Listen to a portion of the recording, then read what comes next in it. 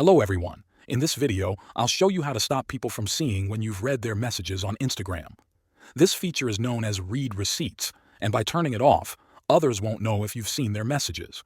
Keep in mind, once you turn it off, you also won't be able to see if someone has read your messages. First, open the Instagram app on your phone. Make sure you're logged into your account. Once you're in, look at the bottom of the screen and tap your profile picture in the corner. That will take you to your profile page. Now that you're on your profile, find the three horizontal lines at the top right of the screen. Tap on that icon. This opens a menu with several options. From here, scroll down until you see something related to messages or privacy. It may say Messages and Story Replies. Tap on that option to open it. Inside the message settings, look for the option called Show Read Receipts. This is the setting that lets others know when you've seen their message. If it's turned on, people will see a small seen mark under the message you've read.